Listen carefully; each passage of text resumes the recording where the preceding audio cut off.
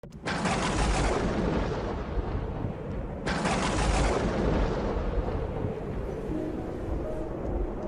ce temps-là, Jésus disait à ses disciples, « Je suis venu apporter un feu sur la terre, et comme je voudrais qu'il soit déjà allumé, je dois recevoir un baptême, et quelle angoisse est la mienne jusqu'à ce qu'il soit accompli. Pensez-vous que je sois venu mettre la paix sur la terre? Non, je vous le dis, mais bien plutôt la division, car désormais 5 personnes de la même famille seront divisées, 3 contre 2 et 2 contre 3. Ils se diviseront le père contre le fils, et le fils contre le père, la mère contre la fille, et la fille contre la mère, la belle-mère contre la belle-fille, et la belle-fille contre la belle-mère. Acclamons la parole de Dieu. Quel étrange évangile! Et pourtant la parole du Seigneur est pleine de vérité. Pourquoi est-il étrange? Parce que normalement nous pensons à Jésus seulement comme le prince de la paix. Et Jésus dit, « Pensez-vous cela? Je ne suis pas venu apporter cette paix au monde, dit le Seigneur. Je suis venu attirer la division. » Mais pourquoi? Nous voulons tous la paix et Jésus dit qu'il est venu apporter la division. Mais pourquoi? À quoi cela se réfère-t-il? Qu'est-ce qui se passe quand dans une situation d'injustice où tout le monde se tait, par peur, quelqu'un ose défendre la personne maltraitée? À vrai dire, sûrement que quelqu'un subira des conséquences de son courage. Mais il est aussi probable que d'autres l'imiteront et diront « Il a raison, nous avons été des lâches pour nous être tus et puis la division se produit. » Il aurait mieux valu ressembler à la tyrannie. Et si j'avais subi la tyrannie d'Hitler ou la tyrannie de Staline, sans que personne ose dire « ça ne peut pas être ». Je ne dis pas qu'il faut le faire de manière violente, je dis qu'il faut le faire de manière courageuse. C'est la division dont parle le Seigneur. Si tu es croyant, tu pratiques ta foi en secret. Tu ne vas pas à la messe pour qu'il ne te voie pas. Tu essayes d'accomplir les commandements, mais tu ne fais jamais le signe de la croix en public.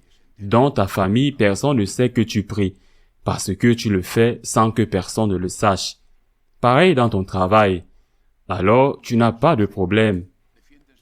Mais si tu ne caches pas ta foi, défends la vie, défends la paix, défends la justice pacifiquement, alors tu auras des ennuis. Et ils te blâmeront pour ces dégâts qui sont créés. Le tyran est à blâmer, le meurtrier est à blâmer. Celui qui fait peur, il est à blâmer.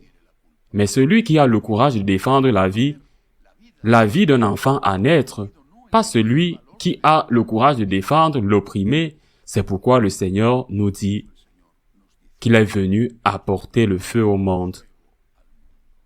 Le feu de l'amour pour Dieu et pour l'amour de Dieu, l'amour du prochain. Et il souhaite que le monde brûle de ce feu, que le mal brûle, que la lumière du Christ brille, de sorte qu'à la fin, il n'y ait pas de division. Mais qu'il n'y ait pas de division, non pas parce que ce bien doit se taire, mais parce que le mal cesse d'exister. Si Jésus-Christ, alors qu'ils allaient tuer la femme adultère, avait détourné le regard et que l'adultère était morte, si Jésus-Christ, lorsqu'ils ont demandé de l'aide, le malade ou le lépreux, s'était tu parce que c'était samedi, jour de sabbat, il ne les aurait pas aidés. Si Jésus-Christ n'avait pas dit aux pharisiens, « Vous êtes des sépulcres blanchis », bref, si Jésus-Christ n'avait pas dit la plupart des choses qu'il a dites, ni fait la plupart des choses qu'il a bien faites, s'il n'avait pas prétendu être le Fils de Dieu, fait homme, il serait mort calmement en vieillard. Bien sûr qu'il n'aurait pas eu d'adeptes, mais il serait mort calmement un vieillard dans sa demi-grotte. Une maison faite en grotte, qui étaient les maisons de Nazareth. Mais il est venu apporter le feu au monde. Il est venu changer les choses, pas les modifier un peu. Un ajustement, il est venu les changer à la racine. Et il attend avec impatience que cela se produise. Parce que le mal cause du mal.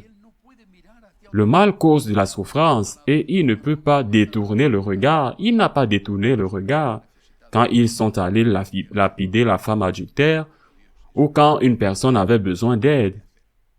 Et c'était samedi. Et pour les Juifs, c'était impossible à faire. Qu'avons-nous à faire?